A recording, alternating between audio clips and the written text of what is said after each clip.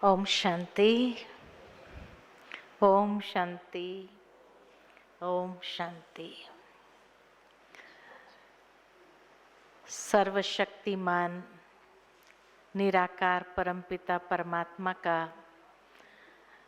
आज के सत्र में दिव्य आवाहन करते हुए सभी मंच पर आसीन हमारे प्रबुद्ध वक्ता परम आदरणीय डॉक्टर प्रताप मिड्ढा जी, परम आदरणीय प्रभा दीदी जी एवं परम आदरणीय रंजन दीदी जी तथा हमारे बीके अमरचंद भाई जी और बीके नरेंद्र भाई जी, सभा में उपस्थित सभी प्यारे भाइयों और बहनों जो विशेष ये 3 दिवसीय मीडिया कॉन्फ्रेंस के लिए विशेष यहाँ पहुँचे हैं, और अवश्य आप सभी को यहाँ बहुत अच्छा लग रहा होगा।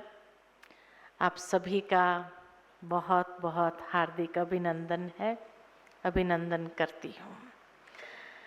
आज का जो विषय है इनसाइट सेशन, तनाव मुक्त जीवन शैली। मनुष्य जीवन कहा जाता प्रभु का वरदान है और इतना सुंदर ये जीवन है, लेकिन जैसे हमारे भाई साहब ने कहा कि आज की सदी को हमने ऐसी तनावयुक्त बना दी है कि जहाँ छोटे बच्चे से लेकर के बड़े बुजुर्ग तक हर एक के जीवन में तनाव ही तनाव है। और अब तो वो तनाव बिना का जीवन कल्पना भी नहीं कर सकते हैं कि ऐसा भी कोई जीवन हो। बहुत सुंदर बात भ्राता अमरचंद जी ने कही कि गीता में उसके लिए भगवान ने जो बहुत सुंदर विधि बताई कि मन मना भव, अपने मन को मुझ में लगा दो। लेकिन वास्तव में अगर देखा जाए तो भगवत गीता के सार में ये बात कही हुई है कि हे अर्जुन, जो हुआ वो भी अच्छा, जो हो रहा है वो भी अच्छा, और जो होने वाला है वो भी बहुत बहुत अच्छा। तुम चिंता क्यों करते हो?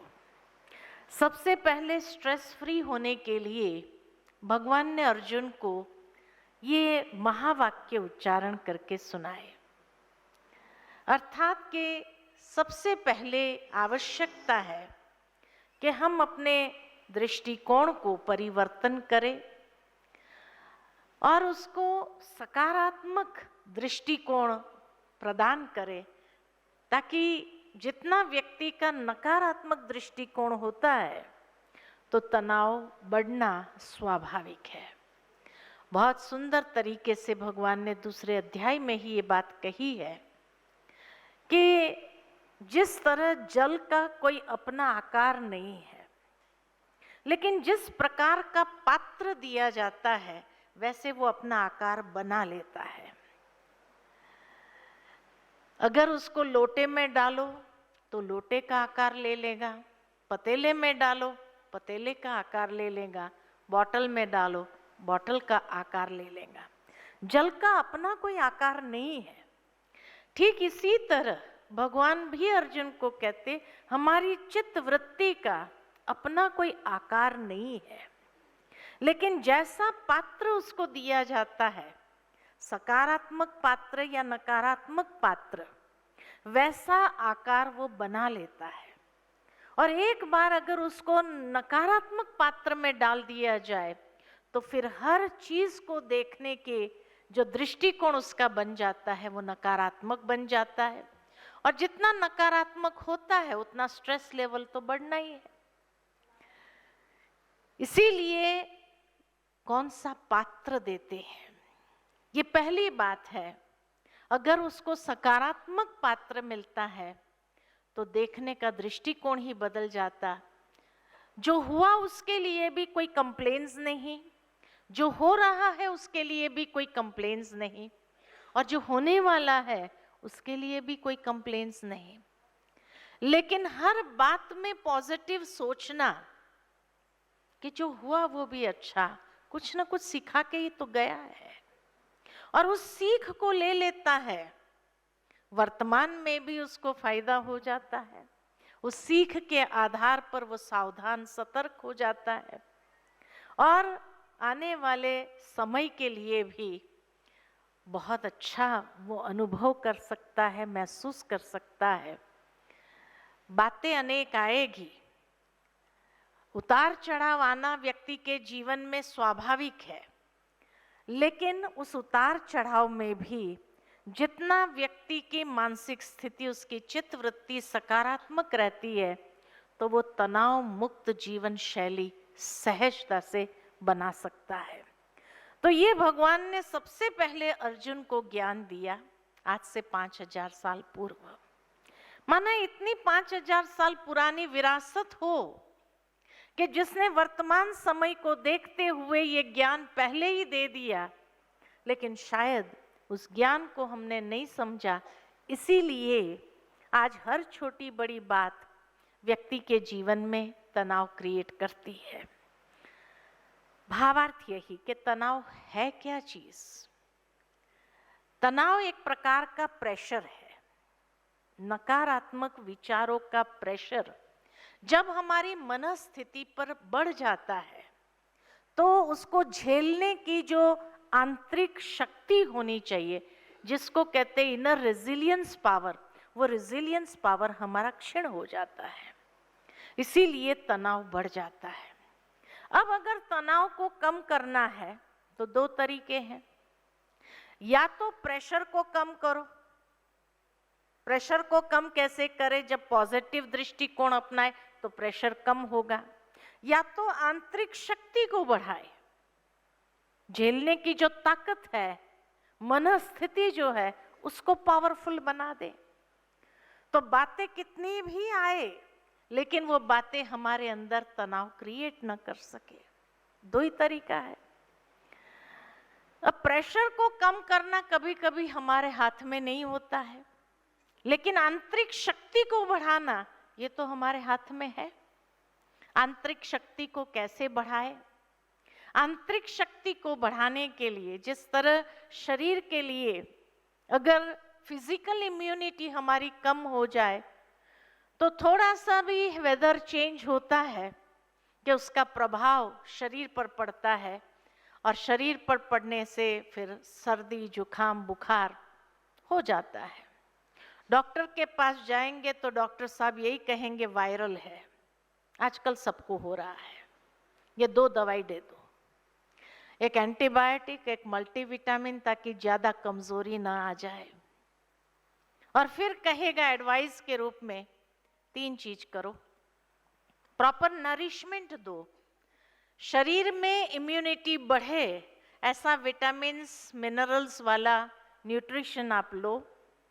दूसरा कहेंगे ठीक से आराम करो, 6 घंटा कम से कम आराम हो। और तीसरा कहेगा एक्सरसाइज करो। ये 3 चीज बताता है ताकि फिजिकल इम्यूनिटी हमारी बढ़े। आज मनुष्य जीवन में जो स्ट्रेस आ रहा है, वो स्ट्रेस का कारण क्या है? तो स्ट्रेस का कारण यही है कि हमारी स्पिरिचुअल इम्यूनिटी बहुत क्षीण हो गई है। और जब स्पिरिचुअल इम्यूनिटी क्षीण हो जाती है तो माइंड रिएक्ट करता है। वहां बॉडी रिएक्ट करती है, यहाँ माइंड रिएक्ट करता है। कैसे? छोटी छोटी बातों में चिड़चिड़ापन आ जाएगा, छोटी छोटी बातों में मिसअंडरस्टैंडिंग हो जाएगी, छोटी छोटी बातें प्रेशर क्रिएट करती है, छोटी छोटी बातें अनेक प्रकार के संबंधों में तनाव ले आती है, और वो छोटी छोटी बातें ही अनेक प्रकार के संबंधों को भी अलग करने का कारण बन जाती है। गुस्सा आना, चिड़चिड़ापन आना, टेंशन होना, ये सारा बताता है कि हमारी स्पिरिचुअल इम्यूनिटी क्षीण हो रही है। अब स्पिरिचुअल इम्यूनिटी को कैसे बढ़ाएं? तो उसके लिए भी 3 बातें हैं। प्रॉपर नरिशमेंट, मन को प्रॉपर नरिशमेंट। मन का नरिशमेंट क्या है? विचार। किस क्वालिटी के विचार हम मन को दे रहे हैं, क्या विचारों की क्वालिटी हेल्दी है या अनहेल्दी है, पॉजिटिव है, वेस्ट है, नेगेटिव है, कौन सी क्वालिटी है।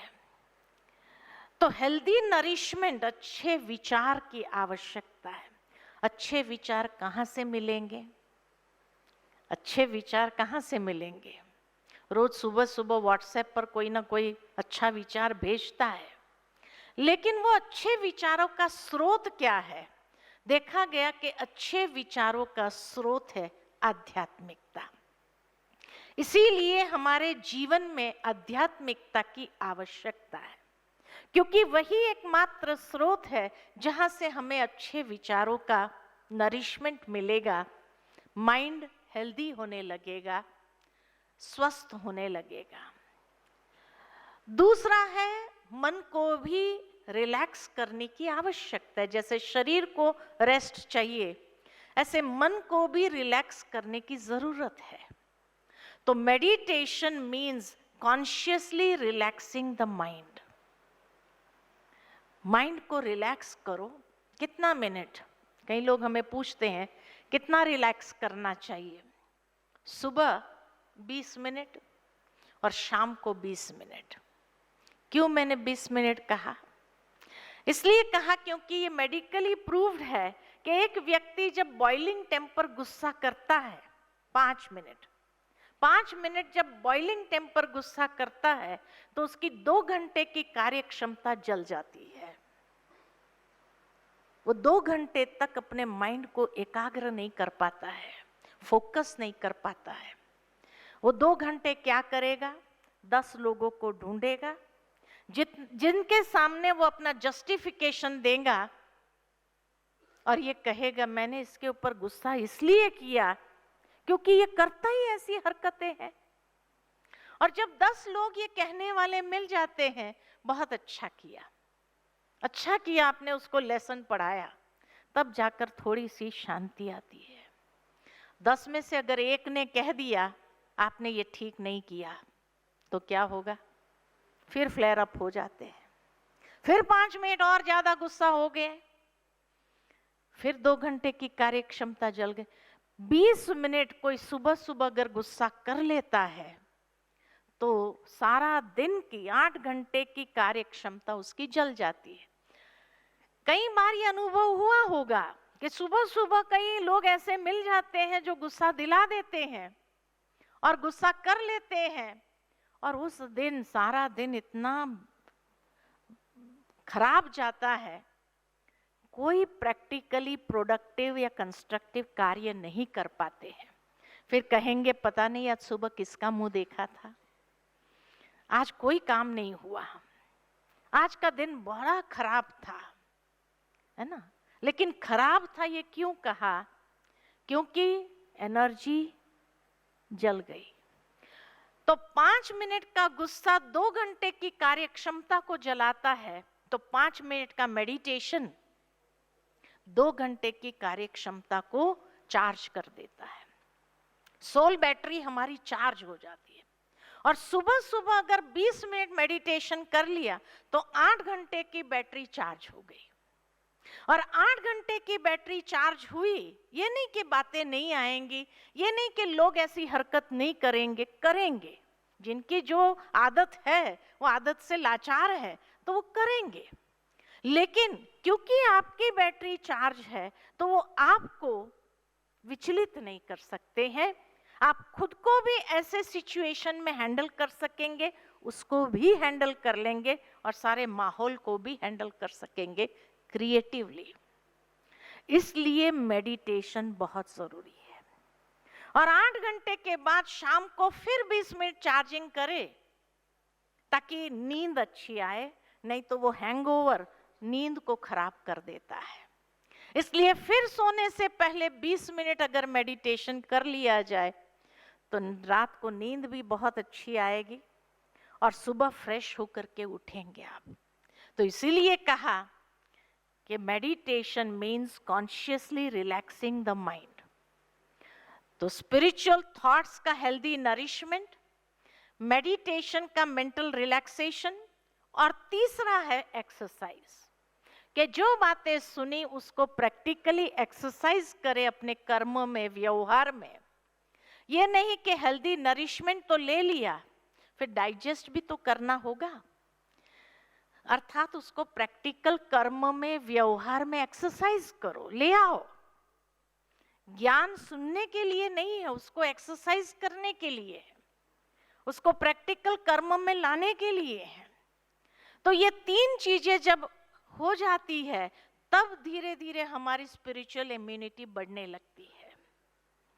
इसलिए कहा कि जब स्पिरिचुअल इम्यूनिटी बढ़ती जाए तो आने वाले समय में भीतर से सशक्त होंगे, तो कोई भी बात हमें हिला नहीं सकती है, विचलित नहीं कर सकती है। आज के युग में इसीलिए मेडिटेशन का भी एक क्रेज है, लोग सीखना चाहते हैं, मेडिटेशन करना चाहते हैं, और प्रैक्टिकली देखा जाता कि कई जो संस्थान है वो मेडिटेशन सिखाते भी है और स्पिरिचुअल नरिशमेंट भी देती है। तो इसलिए इसकी जरूरत आज के समाज में है। दूसरा कारण इसलिए भी है कि हम सभी इतना तो समझते हैं यहाँ बैठे हुए कि आने वाले समय में प्रॉब्लम्स बढ़ेंगे या कम होंगे?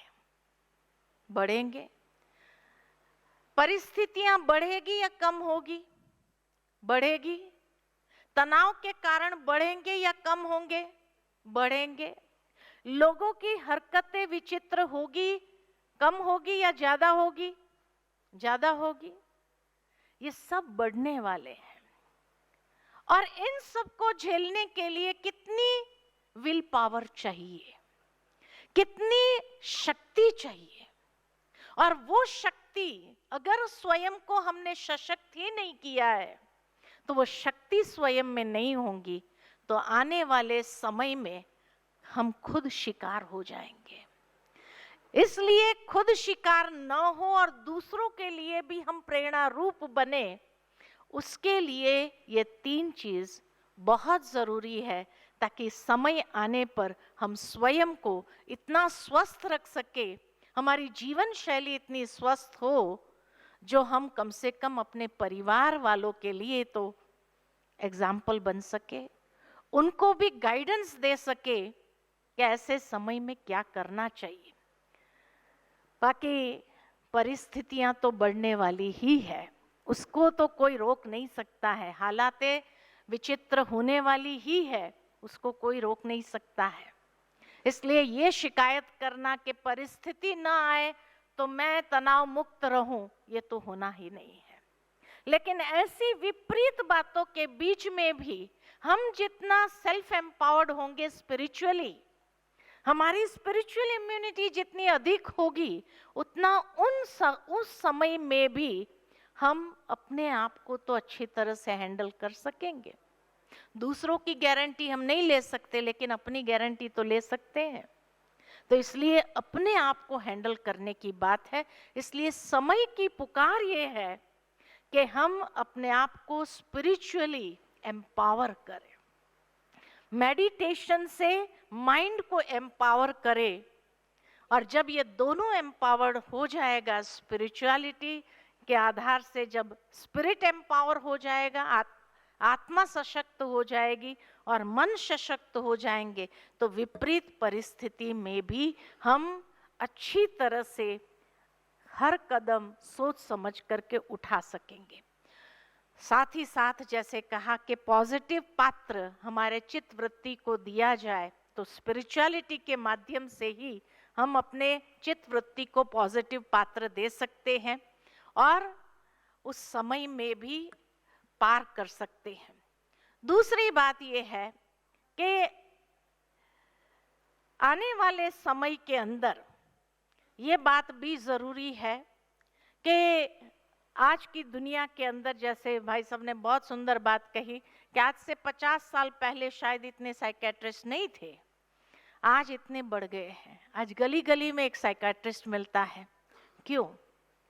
ये बताता है कि मेंटली व्यक्ति इतना डिस्टर्ब होता जा रहा है इतना प्रेशर है कि कभी कभी उस प्रेशर को हैंडल नहीं कर पाता है, इसीलिए माइंड से अपसेट हो जाता है या माइंड उसका इतना नेगेटिव सोचने लगता है कि उसको साइकेट्रिस्ट की हेल्प की आवश्यकता होती है। तो जब व्यक्ति स्पिरिचुअली एम्पावर्ड होता है, हमने कई भाई बहनों को देखा कि यहाँ प्रजापिता ब्रह्मा कुमारीज में कई ऐसे डिप्रेशन के पेशेंट्स भी ठीक हो गए, क्योंकि स्ट्रेस के बाद हाइपर स्ट्रेस के बाद नर्वस ब्रेकडाउन और फिर डिप्रेशन का शिकार होता है। तो डिप्रेशन जैसे पेशेंट्स भी यहाँ आने पर जब उसको हेल्दी नरिशमेंट मिलने लगता है तो धीरे धीरे वो भी ठीक होने लगते हैं, उसके अंदर भी एक ताकत आ जाती है। इतना ही नहीं, लेकिन अभी द्वारका में मैं गई थी तो वहाँ पर देखा गया कि एक भाई है जो मेंटली रिटार्डेड पेशेंट्स पर उनको रोज स्पिरिचुअल कुछ न कुछ बातें सुनाना, मेडिटेशन कराना। तो कहा जो मेंटली रिटार्डेड है वो एक सेकंड भी स्थिर बैठ नहीं सकते, उनकी आंखें इधर इधर इधर इधर होती रहती है। लेकिन जब से उसने शुरू किया तो अब उसने मेंटली रिटार्डेड पेशेंट्स में ये जो चेंज देखा कि आधा घंटा वो स्थिर बैठ सकते हैं। ये सबसे बड़ी उपलब्धि है प्रजापिता ब्रह्मा कुमारीज की कि अगर मेंटली रिटार्डेड पेशेंट्स भी अगर स्थिर आधा घंटा बैठ सकते हैं तो डिप्रेशन वाले पेशेंट्स तो जरूर है बहुत सहजता से बाहर आ जाते हैं और अपने जीवन के अंदर स्ट्रेस मुक्त सहजता से हो जाते हैं। लास्ट में एक बात कहना चाहूंगी कि आप सभी यहाँ आए हैं और कुछ सीखे न सीखे, एक शब्द तो जरूर सीख लिया होगा अब तक, ओम शांति। सीख लिया? ओम शांति का मतलब क्या है? ओम शांति ये हेलो हाय गुड मॉर्निंग जैसा शब्द नहीं है, कोई ग्रीटिंग का शब्द नहीं है। It's a word of awareness, self awareness. Om शब्द के अंदर 3 अक्षर है, अ, उ और म। इंग्लिश में भी इसलिए लिखते AUM। अ माना आचरण, A फॉर एक्शंस, उ माना उच्चारण, U फॉर अटरेंस, और म माना मन के विचार, M फॉर माइंड। जीवन की ये 3 महत्वपूर्ण क्रियाएं हैं, सोचना, बोलना और कर्म करना। लेकिन आज तीनों हार्मनी में फंक्शन नहीं कर रही है, तीनों अलग अलग दिशा में है। सोचते कुछ और है, बोलते कुछ और है और करते कुछ और है। देयर इज नो सिंक्रोनाइजेशन, कोई हार्मनी नहीं है तीनों क्रियाओं के बीच में। इसलिए कभी कभी व्यक्ति को खुद पर गुस्सा आता है और स्ट्रेस इसीलिए आता है कि जो मैं सोच रहा हूं वो मैं बोल क्यों नहीं पाता हूं, और जो मैं बोल रहा हूं वो मैं कर क्यों नहीं पाता हूं। ये ओम शांति सबसे बड़ा स्ट्रेस फ्री होने का महामंत्र है, इसलिए इसको महामंत्र कहती हूं मैं। ये तभी मैंने कहा कि ये हेलो हाय गुड मॉर्निंग जैसा शब्द नहीं है। आप रोज ओम शांति करते जाएंगे, धीरे धीरे तीनों हार्मनी में आने लगेंगे और जीवन में शांति, मन की शांति का सहज अनुभव आप कर सकेंगे। ये प्रैक्टिकल टिप्स थी आपके लिए जो आप यहाँ से अवश्य ले जाएंगे और जीवन के अंदर उसको अप्लाई करेंगे। इन्हीं शुभ भावना शुभकामना के साथ वाणी को विराम देती हूँ। बहुत बहुत धन्यवाद। ओम शांति।